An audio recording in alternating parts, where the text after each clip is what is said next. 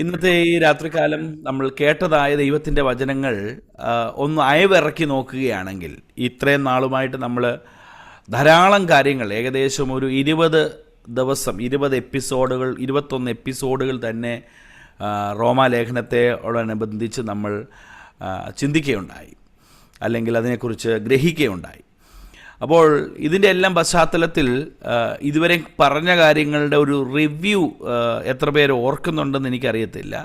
എത്ര പേര് അതിനെക്കുറിച്ച് തീർച്ചയായിട്ടും ഇത്രയും നാൾ നമ്മൾ ചിന്തിച്ചതിനെക്കുറിച്ചുള്ള ഒരു ഒരു ഒരു ഒരു ഒരു രത്നച്ചുരുക്കം എന്താണെന്നതിനെക്കുറിച്ച് ഒരു പക്ഷേ നിങ്ങൾ ആലോചിക്കുന്നുണ്ടോ എന്ന് എനിക്കറിയത്തില്ല. ഞാൻ ദസ് ഫാർ നമ്മൾ എന്തൊക്കെയാണ് പ്രധാനമായിട്ടും ചിന്തിച്ചു വന്നത് എന്നതൊന്ന് സൂചിപ്പിച്ചിട്ട് മുന്നോട്ട് പോകാം. നമ്മൾ ഒന്നാമത്തെ അധ്യായം 1 മുതൽ 3 വരെയുള്ള അധ്യായങ്ങൾ പഠിച്ചപ്പോൾ we have seen that all are sinners before the Lord and need a savior. നമ്മളെല്ലാവരും പാപികളാണെന്നും നമ്മുടെ പാപത്തിൽ നിന്ന് മോചനം തരുവാനായിട്ട് ഒരാൾക്കേ കഴിയുള്ളൂ, നമുക്കൊരു രക്ഷകൻ ഉണ്ടാകണമെന്നത് നമ്മൾ 1 മുതൽ 3 അധ്യായങ്ങൾ പഠിച്ചപ്പോൾ അതിൽ പ്രധാനമായി പ്രതിപാദിച്ചത് ഈ വിഷയമാണ്. അടുത്തത് 4-ാമത്തെ അധ്യായം മുതൽ 5-ാമത്തെ അധ്യായം വരെ വായിച്ചപ്പോൾ, അല്ലെങ്കിൽ ആ അധ്യായങ്ങളിൽ നിന്ന് നമ്മൾ ശ്രദ്ധിച്ചപ്പോൾ, അവിടെ നീതീകരണത്തെക്കുറിച്ചും രക്ഷയെക്കുറിച്ചും ആ നീതീകരണവും രക്ഷയും യേശുക്രിസ്തുവിലുള്ള വിശ്വാസത്താൽ മാത്രമാണ് ഉണ്ടാകുന്നതെന്നാണ് ഈ അധ്യായങ്ങളിൽ ഉടനീളം നമ്മൾ കേട്ടത്. അതായത് നീതീകരണവും രക്ഷാനിർണയവും പ്രാപിക്കുന്നത് യേശുക്രിസ്തുവിലുള്ള വിശ്വാസത്തിൽ മാത്രം. Only through the faith in Jesus Christ one can attain righteousness and salvation. രണ്ടും ഒരേ നാണയത്തിൻ്റെ 2 സൈഡ് പോലെയാണ്. രക്ഷ എന്ന് പറയുമ്പോൾ തന്നെ അതിൻ്റെ അപ്പുറത്ത് നീതീകരണവും സംഭവിക്കുന്നു. അപ്പോൾ രക്ഷയും നീതീകരണവും 2 തലമല്ല, ഒരേ നാണയത്തിൻ്റെ 2 വശം പോലെ. ഒരു വ്യക്തി രക്ഷിക്കപ്പെടുമ്പോൾ തീർച്ചയായിട്ടും അവൻ നീതീകരിക്കപ്പെട്ട അനുഭവത്തിലേക്ക് മാറ്റപ്പെടുകയാണ്. ഇപ്പോൾ ഈ അനുഭവങ്ങളാണ് 4-5 അധ്യായങ്ങളിൽ നമ്മൾ ഉടനീളം അതിൻ്റെ വിവിധ വശങ്ങളിൽ നിന്ന്, വിവിധ തലങ്ങളിൽ നിന്ന് നമ്മൾ കേൾക്കുകയുണ്ടായി. അടുത്തത് കഴിഞ്ഞ ആഴ്ചകളിലൊക്കെ നമ്മൾ കേട്ടത് 6-7-ാമത്തെ അധ്യായം, അതിൻ്റെ പ്രാരംഭ വാക്യങ്ങൾ 1 മുതൽ 6 വരെയുള്ള വാക്യങ്ങൾ. അവിടെയെല്ലാം നമ്മൾ കണ്ടത് യേശുക്രിസ്തുവിൽ, അല്ലെങ്കിൽ നമ്മൾ പാപത്തോട് മരണപ്പെട്ട് പാപത്തിൻ ഡൈ ടു സിൻ, പാപത്തോട് നമ്മൾ മരണം സംഭവിച്ച്, അതുപോലെ ന്യായപ്രമാണം സംബന്ധമായി മരിച്ച്, പാപം സംബന്ധമായി മരിച്ച്, ന്യായപ്രമാണം സംബന്ധമായി മരിച്ച്, എങ്ങനെ? യേശുക്രിസ്തുവിലൂടെ എന്നുള്ള വിഷയമാണ് നമ്മൾ ഇതുവരെയും ഈ കഴിഞ്ഞ ഇത്രയും മാസങ്ങളായിട്ട് നമ്മൾ ചിന്തിച്ചും ഗ്രഹിച്ചും മുമ്പോട്ട് വന്നത്. അടുത്തത് ഈ 7-ാം അധ്യായത്തിൻ്റെ അടുത്ത വാക്യങ്ങളിലേക്ക് പോകുമ്പോൾ പൗലോസ് അല്പം ഒന്ന് കാര്യങ്ങൾ പേഴ്സണലൈസ് ചെയ്ത് പറയാനായിട്ട് ആഗ്രഹിക്കും. ഇത്രയും നേരവും പറയുമ്പോഴൊക്കെയും പൗലോസ് മറ്റൊരു ആളുകളെ പോയിൻ്റ് ചെയ്തുള്ളൊരു ഒരു സംസാരമായിരുന്നു. പൗലോസിൻ്റെ വാക്കുകളിൽ കണ്ടാൽ നിങ്ങളെല്ലാവരും പാപികളാണ്, അല്ലെങ്കിൽ Paul is trying to point to a certain people of Rome. റോമിലുള്ള പല ആളുകളോടുള്ള ബന്ധത്തിൽ താൻ സംസാരിച്ചു പോരുകയായിരുന്നു. എന്നാൽ ഇനിയും 7-ാം അധ്യായം അതിൻ്റെ 7-ാമത്തെ വാക്യം മുതൽ 25-ാമത്തെ വാക്യം വരെയും പൗലോസ് കുറച്ചുകൂടെ ഹൃദ്യമായി തൻ്റെ തന്നെ അനുഭവത്തെ മുന്നിൽ കാണിച്ചുകൊണ്ട് ഒരു സെൽഫ് ഓട്ടോബയോഗ്രഫി പോലെ ഈ പറഞ്ഞ കാര്യങ്ങളൊക്കെ എൻ്റെ ജീവിതത്തിൽ എങ്ങനെയെന്നുള്ളത് പൗലോസ് വ്യക്തമാക്കുകയാണ്. നമുക്ക് പൗലോസിൻ്റെ ആ ഒരു വലിയൊരു ക്യാരക്ടർ തന്നെ അത് വ്യക്തമാക്കുകയാണ്. കാരണം പറഞ്ഞു വരുന്നതും പ്രസംഗിക്കുന്നതൊക്കെ എന്നെയും കൊണ്ട് കഴിയാത്തതോ എന്നെയും കൊണ്ട് ചെയ്യാത്തതോ ഞാൻ ചെയ്യാത്തതോ ആയ കാര്യങ്ങളല്ല, ഞാൻ എൻ്റെ ജീവിതത്തിൽ ചെയ്ത് പ്രവർത്തിച്ച് തെളിയിച്ച വിഷയമാണ് നിങ്ങളോടും പറയുന്നതെന്നുള്ള വലിയ പ്രാഗൽഭ്യത്തോടെ വിത്ത് മച്ച് കോൺഫിഡൻസ് പൗലോസ് എന്ത് ചെയ്യാണ്? തൻ്റെ ജനത്തോട് പറയുകയാണ്. അപ്പോൾ ഇതുവരെയും പൗലോസിനെ കേട്ടുകൊണ്ടിരുന്ന ആളുകൾ ഈ പറയുന്ന താങ്കൾ എങ്ങനെയാണ് എന്നുള്ളൊരു ചിന്ത മനസ്സിൽ വന്നുവെങ്കിൽ ആ ഒരു ചിന്തകളെ കൃത്യമായി അഡ്രസ്സ് ചെയ്തുകൊണ്ട് പൗലോസ് തൻ്റെ തന്നെ അനുഭവത്തെ ഒന്ന് വ്യക്തമാക്കിക്കൊണ്ട് ലേഖനത്തിൽ പരാമർശിക്കുകയാണ്. പൊതുവെയുള്ള പൗലോസിൻ്റെ ലേഖനങ്ങളിലൊന്നും ഒത്തിരി പേഴ്സണൽ സിഗ്നിഫിക്കൻ്റായിട്ട് അല്ലെങ്കിൽ പേഴ്സണലൈസ്ഡ് ആയിട്ടുള്ള കാര്യങ്ങൾ പറയുന്നത് വളരെ വിരളമാണ്. ഇടയ ലേഖനങ്ങളിലും ചില വ്യക്തികളോടുള്ള ലേഖനങ്ങളിലും ഒക്കെ പൊതുവിൽ തൻ്റെ വ്യക്തിപരമായ വിഷയം പറയുന്നുണ്ടെങ്കിലും പൊതുവെ പൗലോസിൻ്റെ എഴുത്തുകളിലൊന്നും തൻ്റെ സ്വന്തമായ കാര്യങ്ങൾ പറയുന്നത് വളരെ കുറവാണ്. അതുകൊണ്ട് തന്നെ പൗലോസിൻ്റെ ഒത്തിരി ചരിത്രങ്ങൾ നമുക്കറിയാൻ കഴിയുന്നില്ല. അപ്പോസ്തല പ്രവൃത്തിയിൽ മാത്രമാണ്, ലൂക്കോസ് എഴുതിയപ്പോൾ മാത്രമാണ് പൗലോസിനെ കുറിച്ചുള്ള ഒത്തിരി കാര്യങ്ങൾ നമ്മൾ കേൾക്കുകയും മനസ്സിലാക്കുകയും ചെയ്തത്. എന്നാൽ പൗലോസിൻ്റെ ലേഖനങ്ങളിൽ നിന്ന് അത്ര വ്യക്തമായിട്ടൊന്നും മനസ്സിലാക്കാൻ കഴിയുന്നത്. എന്നാൽ ഇവിടെ വായിക്കപ്പെടുന്ന, ഇന്ന് വായിക്കുന്ന, താഴോട്ട് വായിക്കുന്നതായ വേദഭാഗങ്ങളിലൊക്കെ പൗലോസ് പറയുന്ന കാര്യങ്ങൾ തൻ്റേതായ ജീവിതാനുഭവത്തോട് ചേർത്ത് നിർത്തിക്കൊണ്ടാണ് പൗലോസ് സംസാരിക്കാൻ ആഗ്രഹിക്കുന്നത്. സോ ഈ രാത്രികാലം തുടർന്നുള്ള ദൈവവചന പഠനത്തിനായി ഈ പൗലോസിൻ്റെ ഓട്ടോബയോഗ്രാഫി ഞാൻ പറഞ്ഞല്ലോ 25-25 വാക്യം വരെയും അത് നിറഞ്ഞെടുക്കുകയാണ്. അതെല്ലാം ഇന്ന് ഒറ്റ രാത്രി കൊണ്ട് നമുക്ക് കവർ ചെയ്യാനായിട്ട് കഴിയാത്തത് കൊണ്ട് ഞാൻ അതിനെ 2 പാർട്ടായിട്ട് തിരിച്ച് സംസാരിക്കാനായിട്ട് ആഗ്രഹിക്കുന്നു. അതിൽ ഒന്നാമത്തെ ഭാഗം ഇന്ന് നമ്മൾ ചിന്തിക്കുകയാണ്. Paul's autobiography part 1, Romans chapter 7 verse 7-13. ഈ വാക്യങ്ങളിൽ നിന്ന് ഇത്രയും ഈ കാലയളവിലെല്ലാം നമ്മൾ പറഞ്ഞ വിഷയത്തെ പൗലോസ് എങ്ങനെ തൻ്റെ സ്വന്തം ജീവിതം കൊണ്ട് വെളിപ്പെടുത്തുന്നു എന്നുള്ളത് നമുക്ക് ഈ വാക്യങ്ങളിൽ കാണാനായിട്ട് കഴിയും. ഇപ്പോൾ ഇത്രയും നാളും പറഞ്ഞു വരുന്നത് എന്തൊക്കെയായിരുന്നു, അതിനാണ് അതിൻ്റെ ഒരു സമ്മറി ഞാൻ ആദ്യം പറഞ്ഞത്. ചാപ്റ്റർ 1 മുതൽ 3 വരെ എല്ലാ മനുഷ്യരും പാപികളായിരുന്നെന്നും 4-5 അധ്യായങ്ങളിൽ നീതീകരണത്തിൻ്റെ ആവശ്യത്തെക്കുറിച്ച് അത് യേശു ക്രിസ്തുവിൽ വിശ്വസിക്കുന്നവരോട് മാത്രമാണ് സംഭവിക്കുന്നതെന്നും 6-7 അധ്യായങ്ങളിൽ നമ്മളെല്ലാം പാപം സംബന്ധമായിട്ടും ന്യായപ്രമാണ സംബന്ധമായി മരിച്ചവരാണ് എന്ന് ഉത്ബോധിപ്പിച്ചതിന് ശേഷം ഇതെല്ലാം തൻ്റെ ലൈഫുമായിട്ടൊന്ന് റിഫ്ലക്റ്റ് ചെയ്ത് പൗലോസ് സംസാരിക്കുകയാണ്.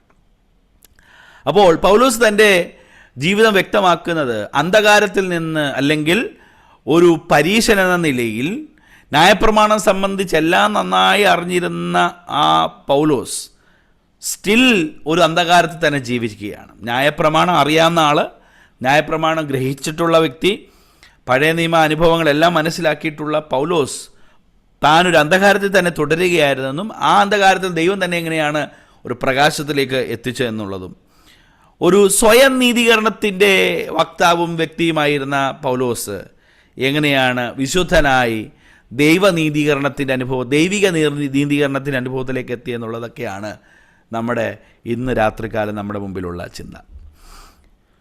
അപ്പോൾ ഇവിടെ പ്രധാനമായിട്ടും പൗലോസ് പറഞ്ഞു വന്ന ആ ഭാഗത്തിൻ്റെ തന്നെ ഒരു പേഴ്സണൽ ആപ്ലിക്കേഷൻ എന്ന നിലയിൽ പറയുമ്പോൾ ആദ്യം മുതൽ തന്നെ പ്രധാനപ്പെട്ട ഒരു ഡിബേറ്റബിൾ ഇഷ്യൂ ആയിരുന്നു ന്യായപ്രമാണം.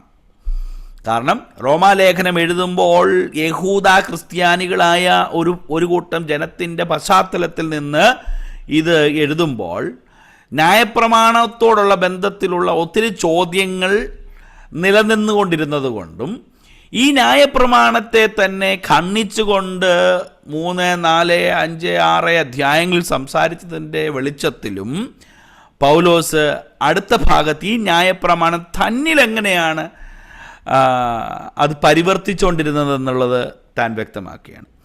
അപ്പോൾ അതിലൊന്നാമത്തെ കാര്യം പൗലോസ് ഓർപ്പിക്കുന്നത് ദ ലോ റിവീൽസ് സിൻ.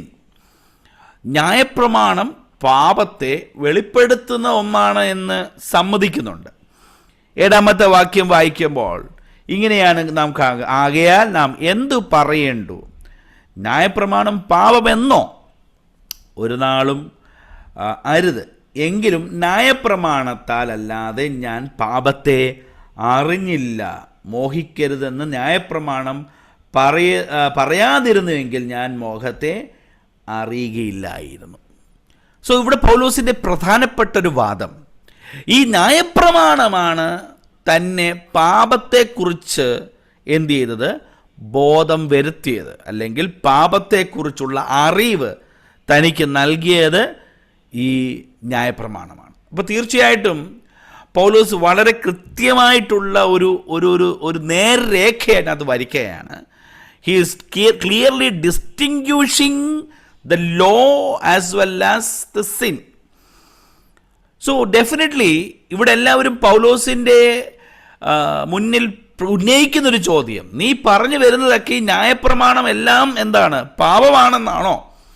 നിനക്ക് ന്യായപ്രമാണം വേണ്ട എന്ന് പറയുമ്പോൾ ഈ ന്യായപ്രമാണം അനുശാസിച്ച് ജീവിക്കുന്ന ഒരു പറ്റം സമൂഹമെല്ലാം പാപികളായിരുന്നു എന്നാണ് പൗലോസിനോടും ചോദിക്കുന്നത്. എന്നാൽ പൗലോസ് പറയുന്നത് അല്ല, ന്യായപ്രമാണം ഒരിക്കലും പാപമല്ല. ഈ ന്യായപ്രമാണം വന്നത് ദൈവത്തിൽ നിന്ന് തന്നെയാണ്. ഈ ന്യായപ്രമാണം എത്തിയത് ദൈവത്തിൽ നിന്നാണ്. ഈ ന്യായപ്രമാണം ദൈവത്തിൻ്റെ പക്കൽ നിന്നാണ് ഉള്ളത്. Price the Lord.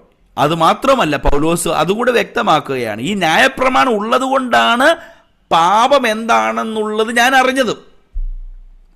എന്നാൽ അവിടെ ഒരു വ്യക്തത പൗലോസ് വരുത്താൻ ആഗ്രഹിച്ചത്, അത് നമ്മൾ നേരത്തെ ഉള്ള വാക്യങ്ങളിലും അത് നമ്മൾ കണ്ടിട്ടുണ്ട്. ഈ ന്യായപ്രമാണം പഠിച്ച വ്യക്തി എന്ന നിലയിൽ, ന്യായപ്രമാണം അറിയാവുന്ന വ്യക്തി എന്ന നിലയിൽ, അതിൻ്റെ ഫിസിക്കൽ, അതിൻ്റെ ഭൗതിക തലമാണ് പലപ്പോഴും പൗലോസിനെ പോലുള്ളവർ അല്ലെങ്കിൽ പരീശനായിരുന്ന പൗലോസിൻ്റെ ജീവിതാനുഭവത്തിൽ താൻ പ്രമാണിച്ചു പോന്നിരുന്നത്. മറിച്ച് ന്യായപ്രമാണത്തിൻ്റെ ഉള്ളിലെ ഒരു ആത്മാവിനെ ആര് തിരിച്ചറിഞ്ഞിട്ടില്ല? പൗലോസ് തിരിച്ചറിഞ്ഞിട്ടില്ലായിരുന്നു. എന്ന് പറഞ്ഞാൽ പൗലോസ് രക്ഷിക്കപ്പെടുന്നതിന് മുമ്പ് പൗലോസ് ഈ ന്യായപ്രമാണത്തിനകത്ത് വ്യാപരിച്ചൊരു ദൈവാത്മാവുണ്ട്, അതിനെ തിരിച്ചറിഞ്ഞില്ല. എന്നാൽ ന്യായപ്രമാണത്തിനുള്ളിലെ ഭൗതികതയും, അതിനെയാണ് മുൻപ് നമ്മൾ കഴിഞ്ഞ ദിവസങ്ങളിൽ നമ്മൾ കേട്ടൊരു കാര്യമാണ് അക്ഷരത്തിൻ്റെ പഴക്കം. അപ്പോൾ ന്യായപ്രമാണം പഠിക്കുമ്പോൾ ഒരു വ്യക്തി പരീശൻ എന്ന നിലയിൽ അതിൻ്റെ ഒരു കുത്തും കോമയും പോലും എന്താണ് വിശദീകരിക്കുന്നതിനെ കുറിച്ച് ഒരു പരീശന് നന്നായിട്ട് അറിയാം. നമ്മൾ പറയുമല്ലോ പരീക്ഷ ഭക്തി എന്ന് പറയുന്നത്. കാരണം എന്താണോ റൂൾ, എന്താണോ ലോ, അത് നന്നായി അറിയുന്ന ഒരുവനാണ് പരീശൻ.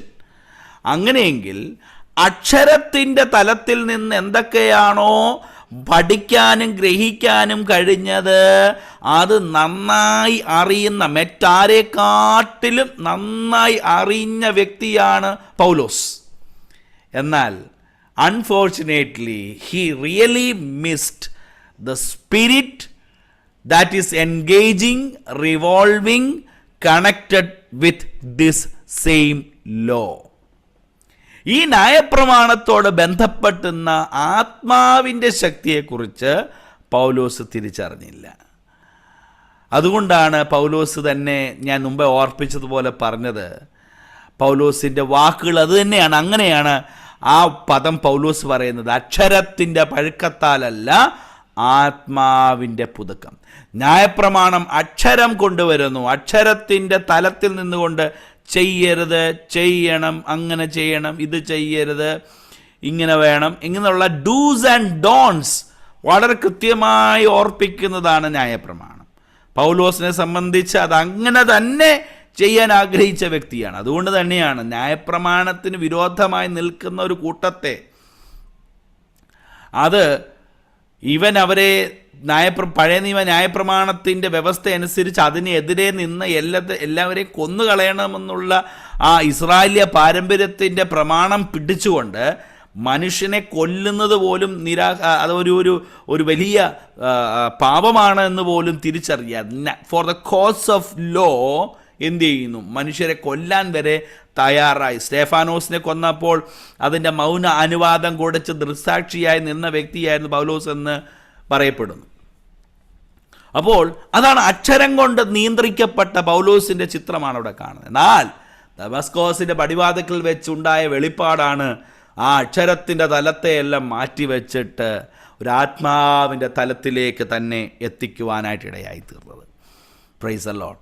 അങ്ങനെയെങ്കിൽ പൗലോസ് ഓർപ്പിക്കുന്നത് ഈ ന്യായപ്രമാണം ആവശ്യമാണ്, അത് വേണം, അത് ജീവിതത്തിൽ വേണം, അത് പാപത്തെ വെളിപ്പെടുത്തുന്നു. എന്നാൽ അതിൻ്റെ അപ്പുറത്ത് ഈ ന്യായപ്രമാണത്തിൻ്റെ ഉള്ളിലൂടെ വ്യാപരിക്കുന്ന ഒരു ആത്മാവുണ്ട്, അതിനെ തിരിച്ചറിയാതിരിക്കരുത്. പ്രിയപ്പെട്ടവരെ, ഇത് ഞാൻ പറയുമ്പോൾ നമ്മുടെയൊക്കെ ഡെയിലി ക്രിസ്ത്യൻ ലിവിങ്ങുമായിട്ട്, നമ്മുടെ ജീവിത തലത്തുമായിട്ട് നമുക്കൊന്ന് ബന്ധിപ്പിച്ച് ചിന്തിച്ചാൽ പലപ്പോഴും നാമും ഒത്തിരി അക്ഷരത്തിൻ്റെയും കെട്ടുപാടുകളുടെയും പാരമ്പര്യങ്ങളുടെയും റിജിഡിറ്റിയുടെയും ഒക്കെ ഫോളോവേഴ്സായിട്ട് പോകുന്നവരായിട്ടുള്ള സാഹചര്യം നമ്മുടെ മുമ്പിലും വരാറുണ്ട്.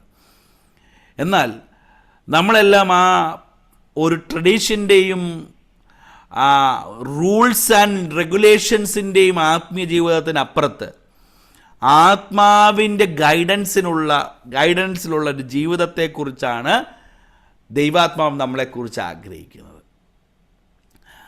നമുക്ക് റൂൾസിനകത്ത് ജീവിക്കുന്നത് ആവശ്യമാണ്. അത് ദൈവമാണ് നമുക്ക് നൽകിയിരിക്കുന്നത്. ന്യായപ്രമാണവും ദൈവികമാണ്. എന്നാൽ ആ റൂൾസിനകത്ത് ഒതുങ്ങിപ്പോകുന്ന തലത്തിൽ നിന്ന് മാറി ഒരു ആത്മാവിൻ്റെ തലത്തിലേക്കും നാം എന്ത് ചെയ്യണം? നമ്മുടെ ആത്മീയ ജീവിതത്തെ വർദ്ധിപ്പിക്കണം. പലപ്പോഴും നമ്മുടെയൊക്കെ ആത്മീയ ജീവിതം ഒത്തിരി ചട്ടക്കൂടുകളിലകത്ത് അകപ്പെടുത്തി നിർത്തുന്നത് നമ്മെ തന്നെ ആത്മാവിൻ്റെ പ്രവൃത്തിക്ക് വിധേയപ്പെടുത്താൻ കഴിയാത്ത തലത്തിലേക്ക് മാറുകയാണ്. Praise the Lord.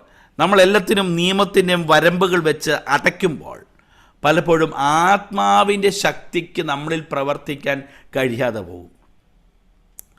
അന്യഭാഷയെക്കുറിച്ചും ആത്മവരങ്ങളെക്കുറിച്ചും ആത്മാവിൻ്റെ പ്രവൃത്തിയെക്കുറിച്ചും ഒരു കോമൺ ലോജിക്ക് കൊണ്ട് കോംപ്രിഹെൻഡ് ചെയ്യാൻ കഴിയത്തില്ലായിരിക്കാം.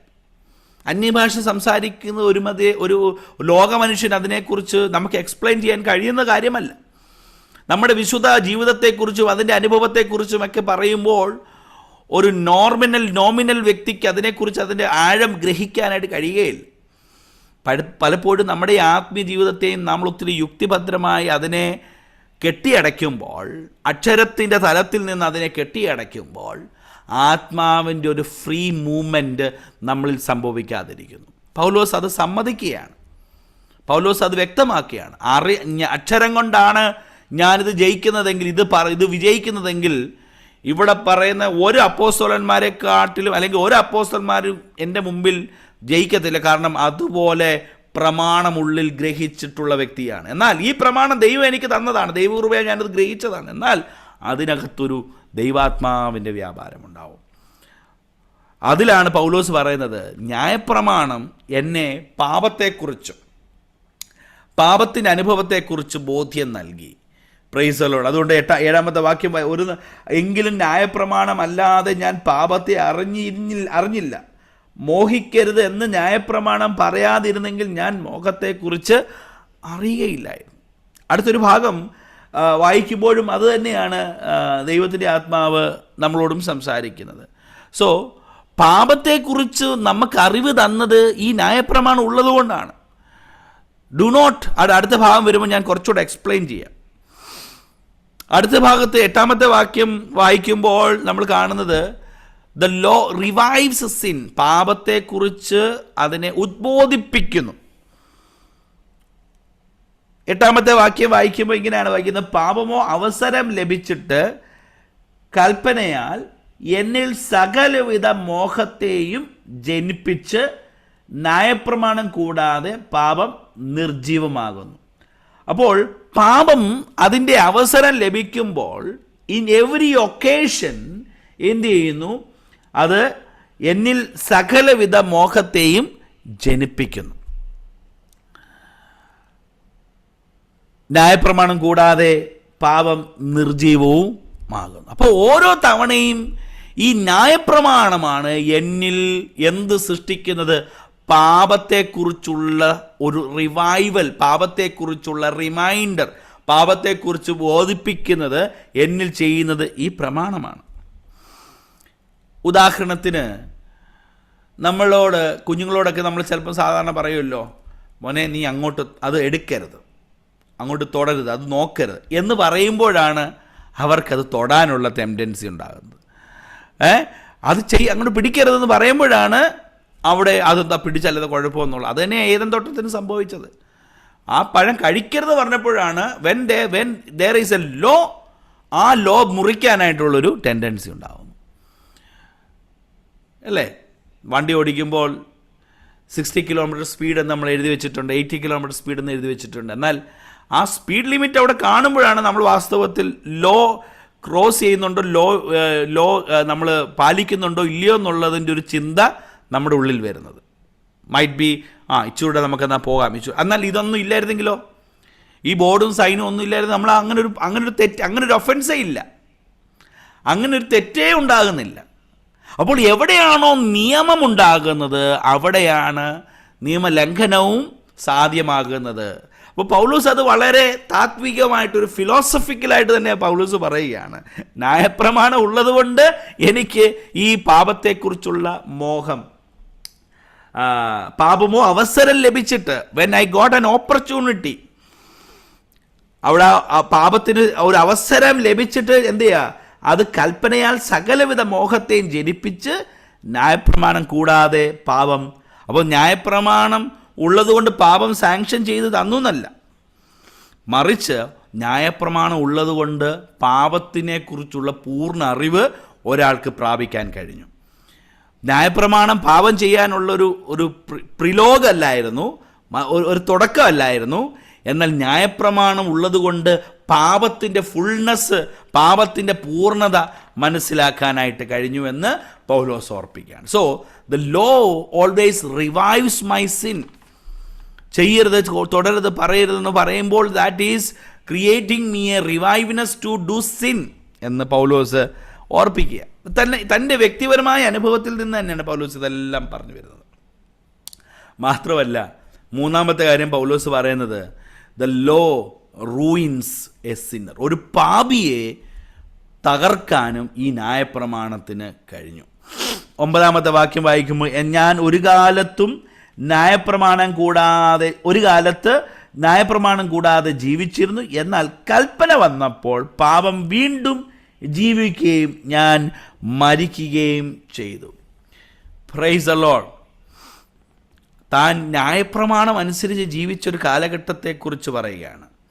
അത് തന്നിൽ ഭയങ്കര ജീവൻ ഉണ്ടാക്കിയതായിട്ട് താൻ സാക്ഷ്യപ്പെടുത്തുകയാണ്. അതല്ലേ പറഞ്ഞത്, ഞാൻ ഒരു കാലത്ത് ന്യായപ്രമാണം കൂടാതെ ജീവിച്ചിരുന്നു, എന്നാൽ കൽപ്പന വന്നപ്പോൾ പാപം വീണ്ടും ജീവിക്കുകയും ഞാൻ മരിക്കുകയും ചെയ്തു. ഒരു കാലത്ത് ഞാൻ ഈ ജീവിച്ചിരുന്നപ്പോൾ ന്യായപ്രമാണം പറയുന്ന അനുസരിച്ച് ചെയ്തുകൊണ്ടിരുന്നു.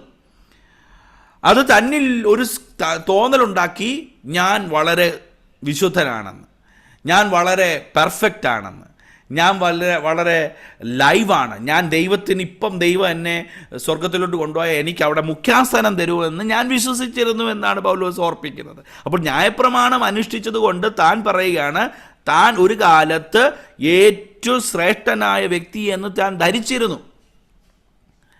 അതുകൊണ്ട് തന്നെ ഒരു മടിയും കൂടാതെ ന്യായപ്രമാണം സംബന്ധിച്ച് പരീക്ഷനായി, ശുഷ്കാന്തി സംബന്ധിച്ച് സഭയെ ഉപദ്രവിച്ചവനായി നിന്ന ഈ പൗലോസ് പറയുകയാണ്, ഒരു കാലത്ത് ഞാൻ എന്ത് ചെയ്തിരുന്നു, ഞാൻ ന്യായപ്രമാണം കൂടാതെ ജീവിച്ചിരുന്നു, എന്നാൽ കൽപ്പന വന്നപ്പോൾ പാപം വീണ്ടും ജീവിക്കുകയും.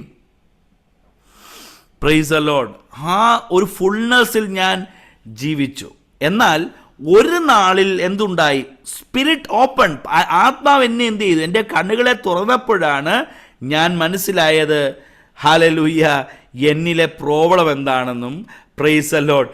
ന്യായപ്രമാണത്തിനകത്ത് ജീവിക്കുന്ന ഒരു വ്യക്തി വാസ്തവത്തിൽ തൻ്റെ ഫിസിക്കലായിട്ടുള്ള തലം മാത്രമല്ല, ന്യായപ്രമാണത്തിൽ ജീവിക്കുന്ന ഒരു വ്യക്തി വാസ്തവത്തിൽ തൻ്റെ ഹൃദയം പോലും ദൈവം മുമ്പാകെ എന്താണ്, പാപത്തിന് ഏൽപ്പിക്കപ്പെടാൻ കഴിയുന്ന ഒരു വ്യക്തിയാണ്. അപ്പോൾ പൗലോസ് അത്ര നാളും വിചാരിച്ചിരുന്നത്, ഞാൻ ന്യായപ്രമാണത്തിനകത്ത് ജീവിക്കുന്ന ഏറ്റവും പെർഫെക്റ്റ് വ്യക്തിയാണ്.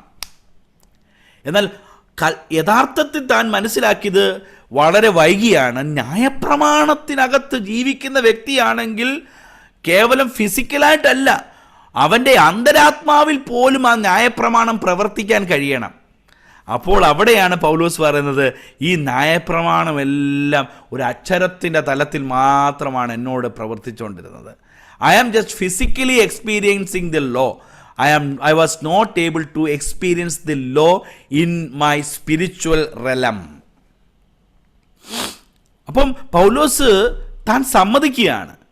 അപ്പോൾ പൗലോസിൻ്റെ ഒന്നാമത്തെ എൻക്വയറി തന്നെ ഇതാണ്, ന്യായപ്രമാണം ഒരിക്കലും പാപമല്ല. ന്യായപ്രമാണത്തിൽ ജീവിക്കുക എന്ന് പറഞ്ഞാൽ പാപമല്ല. എന്നാൽ ന്യായപ്രമാണത്തിൻ്റെ ഉപരിതലത്തിൽ ജീവിക്കുന്ന ഒരു അക്ഷരത്തിൻ്റെ തലത്തിൽ ജീവിക്കുന്നത് പലപ്പോഴും എന്തുണ്ടാക്കുന്നുണ്ട്, അത് പ്രൈസ് ദി ലോർഡ് പാപത്തിന് കാരണമായി തീരുകയാണ്. പൗലോസ് സമ്മതിച്ചു കൊടുത്തു, ഞാൻ ന്യായപ്രമാണത്തിനകത്തല്ല ജീവിച്ചിരുന്നത്. ന്യായപ്രമാണത്തിൻ്റെ കൽപ്പനകൾ എൻ്റെ മനസ്സിലേക്ക് തുറന്നു കാട്ടിയപ്പോൾ, പരിശുദ്ധാത്മാവ് തുറന്നു കാട്ടിയപ്പോൾ, കേവലം ഫിസിക്കൽ അണ്ടർസ്റ്റാൻഡിങ് അല്ല, മനസ്സിൽ വരെയും ന്യായപ്രമാണത്തിൻ്റെ അനുഭവം ഉണ്ടാകണം. അതുകൊണ്ടാണ് യേശു കർത്താവ് പറഞ്ഞത്, പ്രൈസ്, നിങ്ങൾ മോഹിക്കരുത്, അല്ലെങ്കിൽ മോഹിക്കരുതെന്ന് പറയുമ്പോൾ തന്നെ അത് ന്യായപ്രമാണത്തിനുള്ളിൽ വരും. എന്നാൽ അന്യ സ്ത്രീയെ ദുരുദ്ദേശത്തോടെ തന്നെ മോഹിക്കുമ്പോൾ തന്നെ എന്തായി മാറുന്നു? അത് വ്യഭിചാരത്തിന് തതുല്യമായി കുറ്റമായി മാറുന്നതെന്ന് യേശു ക്രിസ്തു ഓർപ്പിക്കുകയാണ്. അപ്പോൾ ന്യായപ്രമാണ വാസ്തവത്തിൽ പറഞ്ഞത് ആ ഫിസിക്കൽ ആക്റ്റിൽ ഏർപ്പെടുമ്പോൾ മാത്രമാണ് വ്യഭിചാരം നടക്കുന്നത് എന്ന് ന്യായപ്രമാണം പഠിപ്പിച്ചപ്പോൾ യേശു അതിനെ തിരുത്തി പറയുകയാണ്. വാസ്തവത്തിൽ ന്യായപ്രമാണം ആ ഫിസിക്കൽ എലമെൻ്റ് മാത്രമല്ല, മറിച്ച് അത് ഹൃദയത്തിൽ കൂടി കടന്നു വരേണ്ട ഒരു സംഗതിയാണ്. അങ്ങനെ ഹൃദയത്തിൽ ചിന്തിച്ചാൽ പോലും ന്യായപ്രമാണം സംബന്ധിക്കുന്ന ആ വിഷയത്തിൽ നമ്മൾ കുറ്റക്കാരനാണ്. പൗലോസും അത് തന്നെ സമ്മതിക്കുന്നു. ഞാൻ ഇത്ര നാളും ന്യായപ്രമാണത്തിൻ്റെ ആ ഒരു തീഷ്ണതയെ ജീവിച്ചെങ്കിലും അത് ന്യായപ്രമാണം കൂടാതെ ജീവിച്ചു. ഇൻഫാക്റ്റ് വിചാരിച്ചത് ന്യായപ്രമാണത്തിൽ ജീവിക്കുന്നു എന്നുള്ളതാണ്. എന്നാൽ ന്യായപ്രമാണത്തിൽ ജീവിക്കുന്നില്ലെന്നാണ് തനിക്ക് യഥാർത്ഥത്തിൽ ദൈവാത്മാവ് തന്നിൽ പ്രവർത്തിച്ചപ്പോഴാണ് മനസ്സിലായത്, ഞാൻ ന്യായപ്രമാണ പ്രകാരമല്ല ജീവിച്ചത്. Price the Lord. എന്നെ കേൾക്കുന്ന പ്രിയപ്പെട്ടവരെ, രാത്രികാലം പരിശുദ്ധാത്മാവ് നമ്മളോട് ഇടപെടുമ്പോഴാണ്, നമ്മുടെ കണ്ണുകൾ തുറക്കുമ്പോഴാണ് നമ്മൾ പിൻപറ്റുന്ന പാരമ്പര്യവും നമ്മൾ വിശ്വസിക്കുന്ന ആത്മീയ തലങ്ങളൊക്കെയും എത്രമാത്രം നമ്മെ പരിശോധിച്ച് നമ്മുടെ തെറ്റുകൾ ചൂണ്ടിക്കാട്ടുന്നുണ്ടെന്നുള്ളത്. പലപ്പോഴും നമ്മൾ ഒരു വെള്ള വസ്ത്രം ഇട്ടതുകൊണ്ടോ, അല്ലെങ്കിൽ നമ്മളൊരു ക്ലീൻ ഷേവ് ചെയ്തുകൊണ്ട് പോയതുകൊണ്ടോ, ആഭരണം ധരിക്കാതെ പോയതുകൊണ്ടൊക്കെ നമ്മൾ വിശുദ്ധിയുടെ ഏറ്റവും വലിയ കൊടുമുടി ചെന്നു നമുക്ക് തോന്നുന്നുവെങ്കിൽ, വാസ്തവത്തിൽ ദൈവവചനത്തിൻ്റെ യാഥാർത്ഥ്യം നമ്മുടെ ഉള്ളിലേക്ക് പ്രവേശിക്കപ്പെടുമ്പോഴാണ്, പ്രൈസ് ദി ലോർഡ്, അതിനകത്തൊക്കെ നമ്മൾ ചിന്തിച്ച് വെച്ചിരുന്ന ചില പൊള്ളത്തരങ്ങളുണ്ടായിരുന്നുള്ള മനസ്സിലാവുന്നത്. അതൊരിക്കലും തെറ്റെന്ന് ഇവിടെ ആരും പറഞ്ഞില്ല, ഞാനും അത് പറയുന്നില്ല. പക്ഷെങ്കിൽ അതിനപ്പുറത്തേക്ക്, പ്രൈസ് ദി ലോർഡ്, നമ്മുടെ ഹൃദയങ്ങൾ പോലും പരിശോധിക്കപ്പെടുമ്പോഴാണ് നാം വാസ്തവത്തിൽ ആ ദൈവവചനത്തിൻ്റെയും പ്രമാണത്തിൻ്റെയും ഉള്ളിലായിരുന്നു എന്നുള്ളത് മനസ്സിലാക്കാനായിട്ട് കഴിയുന്നത്. പൗലോസ് അത് വളരെ വ്യക്തമായി തന്നെ പറഞ്ഞു. എന്നാൽ ഒരു കാലത്ത് ഈ ന്യായപ്രമാണത്തിൽ കൂടാതെ ഞാൻ ജീവിച്ചു. വാസ്തവം ന്യായപ്രമാണത്തിൽ ജീവിക്കുന്നു എന്നാണ് എൻ്റെ ഇൻസ്റ്റിൻറ്റ് എന്നോട് സംസാരിച്ചുകൊണ്ടിരുന്നത്. എന്നാൽ അല്ലെന്നുള്ളത് ദമസ്കോസിൻ്റെ പടിവാതിലിൽ വെച്ച് യേശുവുമായിട്ടുള്ള മുഖാമുഖമായിട്ടുള്ള ബന്ധമുണ്ടായപ്പോഴാണ് എനിക്ക് മനസ്സിലായത്, വാസ്തവത്തിൽ ഞാൻ ഈ പറയുന്നതൊക്കെ വെറുതെ ആയിരുന്നു, ന്യായപ്രമാണം എൻ്റെ ഉള്ളിൽ വന്നില്ല. അങ്ങനെയെങ്കിൽ എന്നെ കേൾക്കുന്ന പ്രിയപ്പെട്ടവരെ, പ്രൈസ് ദി ലോർഡ്, എന്നിട്ട് പൗലോസോടെ പറയുകയാണ്, എപ്പോഴാണോ ആ കൽപ്പന എന്നിൽ വന്നത്, പാപം വീണ്ടും ജീവിക്കുകയും ഞാൻ മരിക്കുകയും ചെയ്തു. അപ്പോഴാണ് എന്നിൽ മനസ്സിലായി, അയ്യോ ഞാൻ പാപിയാണെന്ന്. പാപം എന്നിൽ ജീവിക്കുകയും ആ ദൈവിക എൻകൗണ്ടറിൽ നിമിത്തം ഞാൻ അന്ന് അവിടെ മരിച്ചു. ദാറ്റ് മീൻസ് അന്നത്തെ ദിവസം ന്യായപ്രമാണം എൻ്റെ ഉള്ളിൽ വാസ്തവമായി കയറി. ന്യായപ്രമാണം യഥാർത്ഥമായി ഉള്ളിൽ വന്നപ്പോൾ പാപം റിവീലായി. പാപം ജീവിച്ചു. എന്നിട്ട് അവസാനം ആ പാപം ജീവിച്ചതും നിമിത്തമായി ഞാൻ അവിടെ അന്ന് മരിച്ചു. Price the Lord. പ്രിയപ്പെട്ടവരെ, നമ്മുടെയൊക്കെ ജീവിതത്തിൽ ഈ മരണത്തിൻ്റെ അനുഭവം നമ്മളിൽ ഉണ്ടാകണം. ഏതാ? പാപം സംബന്ധമായുള്ള മരണം. നമ്മൾ പലപ്പോഴും നമ്മുടെ റിജിഡിറ്റി ആയിട്ടുള്ള നമ്മുടെ പാരമ്പര്യങ്ങൾ, നമ്മൾ വിശ്വാസ സംഹിതകളൊക്കെ ഉയർത്തിപ്പിടിക്കുമ്പോഴും ഒരു കാര്യം ഓർക്കണം, ഈ റൂൾസാണോ എന്നെ ആത്മീയമായി മുന്നോട്ട് നയിക്കുന്നത്? ഞാൻ പിൻപറ്റുന്ന പാരമ്പര്യമാണോ എന്നെ മുന്നോട്ട് നയിക്കുന്നത്? പ്രിയപ്പെട്ടവരെ, ഞാൻ പലപ്പോഴും പറയാറുള്ള ഒരു കാര്യമുണ്ട്, പെന്തക്കോസ്റ്റലിസം ഒരിക്കലും നമ്മെ സ്വർഗത്തിൽ എത്തിക്കത്തില്ല കേട്ടോ. എന്നാൽ പെന്തക്കോസ്റ്റലിസം ഉയർത്തിപ്പിടിക്കുന്ന ഒരു ആത്മീയ അനുഭവമുണ്ട്. അതിനകത്ത് വന്നാൽ നമ്മൾ നിത്യത കാണുവാനിടയായിത്തീരും. പെന്തക്കോസ്തുകാരൻ എന്ന പേരുള്ളത് കൊണ്ട് സ്വർഗത്തിൽ നമുക്ക് ഒരു സ്ഥാനമുണ്ടെന്ന് വിചാരിക്കരുത്. Price the Lord. നമ്മുടെ ഇവിടെ ജീവിക്കും എമറൈറ്റ് സൈഡ് കാണിച്ചാൽ നമുക്ക് പല കാര്യം നമ്മൾ ചെയ്തെടുക്കുന്നത് പോലെ, ഞാൻ കർത്താവെ ഇന്ന ചർച്ചിലെ വ്യക്തിയാണ്, പെന്തക്കോസ്തുകാരനാണെന്ന് പറഞ്ഞാൽ, പ്രിയപ്പെട്ടവരെ, നമ്മളെക്കാട്ടിൽ എത്രയും നന്നായി ആത്മീയ ജീവിതം നയിക്കുന്ന നോൺ പെൻഡക്കോസ്റ്റൽസ് ആൾക്കാരുണ്ടെന്നറിയാമോ? നമ്മൾ വിചാരിക്കുന്നത് പെന്തക്കോസ്റ്റുകാർക്കും എല്ലാം ദൈവം അവിടെ തീരെറുതി വെച്ചേക്കാണ് സ്വർഗം ഓൺലി ഫോർ പെൻഡക്കോസ്റ്റൽസ് അല്ല. അപ്പോൾ നമ്മുടെ ചില പാരമ്പര്യങ്ങൾ ഒരിക്കലും നമ്മെ നിത്യതയിൽ കൊണ്ടെത്തിക്കുന്ന ഒരു സംവിധാനം ഒരിക്കലും ദൈവം വെച്ചിട്ടില്ല. But in fact, as being a Pentecostal, as being a pastor of a Pentecostal church, I truly affirm that the elements and the faith tradition that we uphold, നമ്മൾ മുറുകെ പിടിക്കുന്ന വിശ്വാസവും അനുഭവങ്ങളെല്ലാം ഒരുവനെ നിത്യതയിലേക്ക് കൊണ്ടുവരാൻ സഹായിക്കുന്നതാണ്. എന്നാൽ നെവർ എവർ എ ഇസം അല്ലെങ്കിൽ a movement or a kind of a tradition can help you to attain that eternity. ഒരിക്കലും നമ്മുടെ സ്ഥാപനമോ പ്രസ്ഥാനമോ ഇസങ്ങളോ പെന്തക്കോസ്റ്റലിസമോ പെന്തക്കോസ്ത് സഭയോ ഒന്നും നമ്മെ സ്വർഗത്തിലെത്തിക്കുന്നില്ല.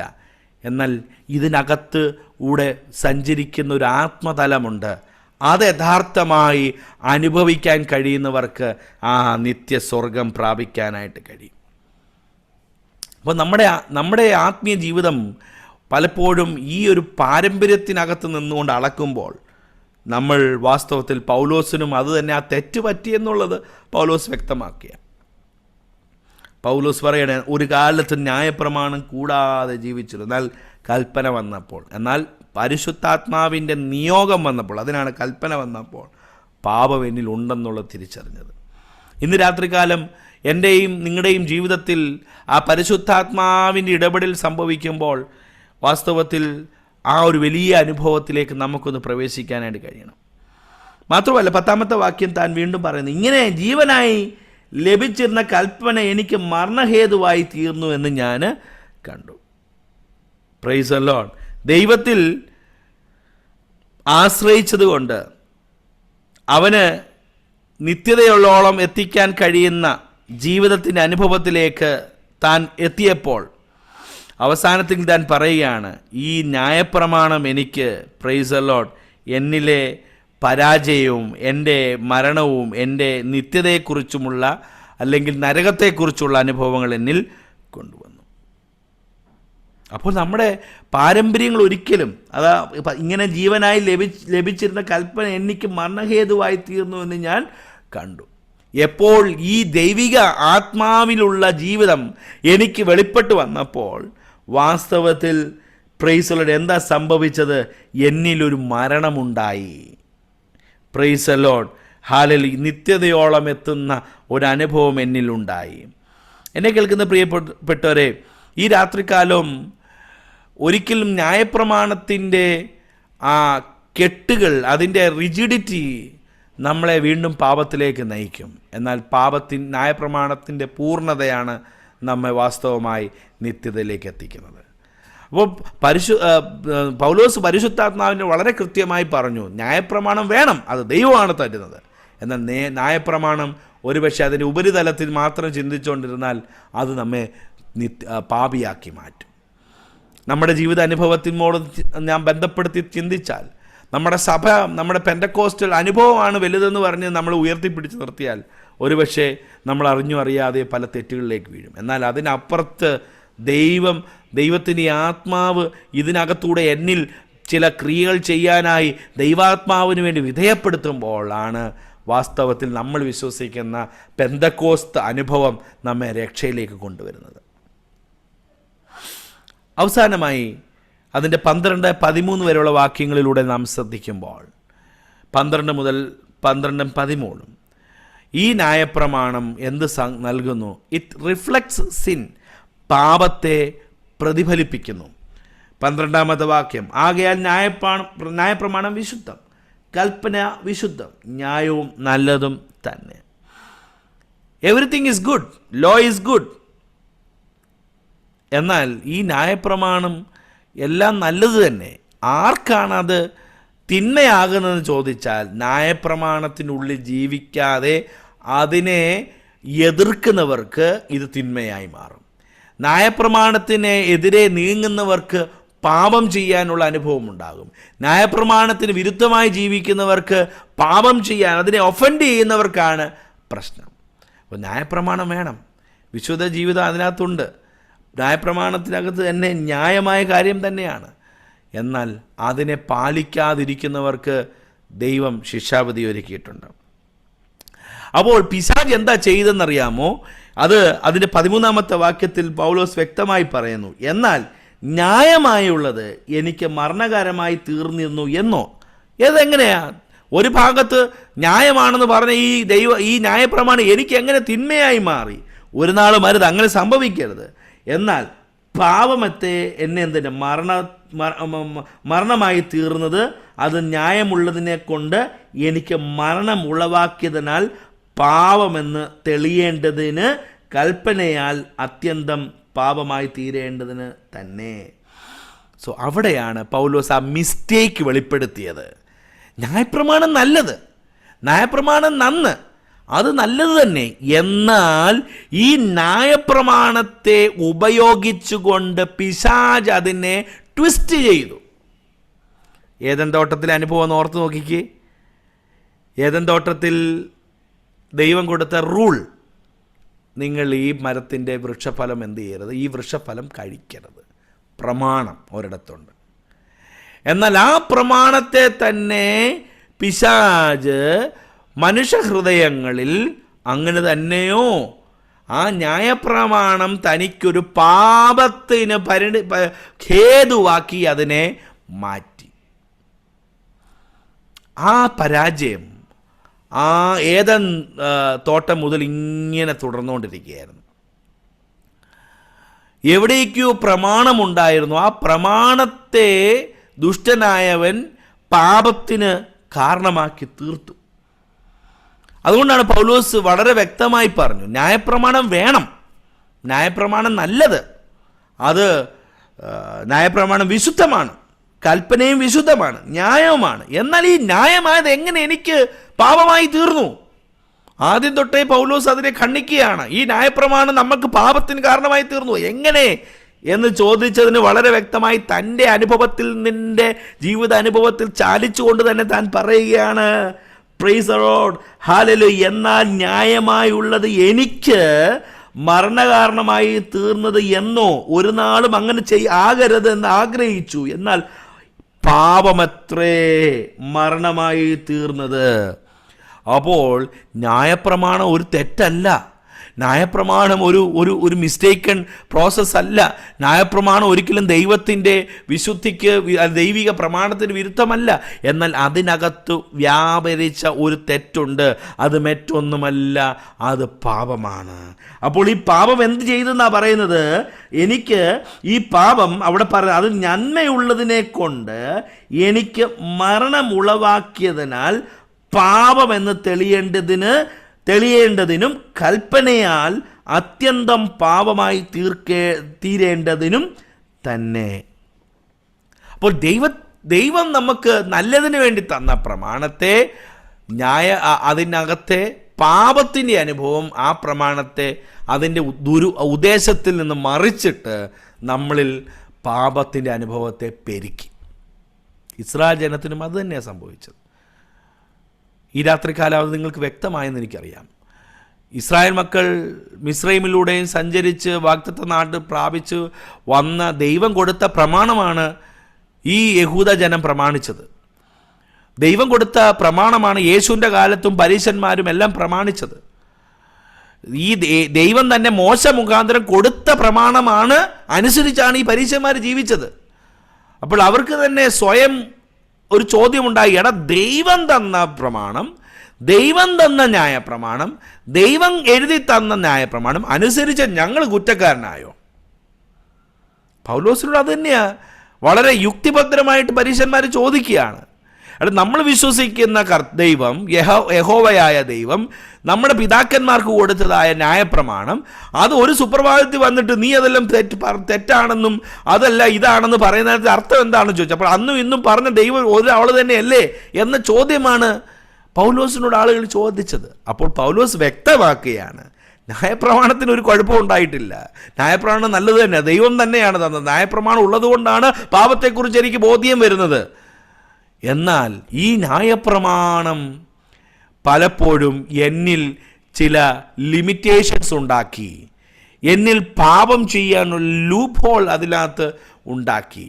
അതിനകത്ത് പാപത്തിൻ്റെ അനുഭവം കയറാനുള്ള അനുവാദം ഈ ന്യായപ്രമാണത്തിനകത്തും ഉണ്ടായി. അത് എനിക്കും സംഭവിച്ചു. അത് എനിക്ക് സംഭവിച്ചുകൊണ്ടാണ് ഞാൻ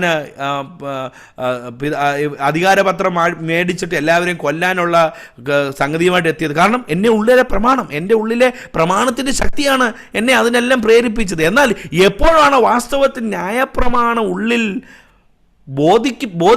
ബോധിക്കപ്പെട്ടത്, അത് ഉള്ളിലേക്ക് പ്രവർത്തിച്ചു തുടങ്ങിയത്, ദൈവകൽപ്പന എന്നിലേക്ക് വന്നപ്പോൾ, ആത്മാവ് എന്നിലേക്ക് വന്നപ്പോഴാണ് ഈ ന്യായപ്രമാണം എന്നെ പാപത്തിലേക്ക് നയിച്ചുകൊണ്ടിരിക്കുകയായിരുന്നു എന്ന് തിരിച്ചറിഞ്ഞത്.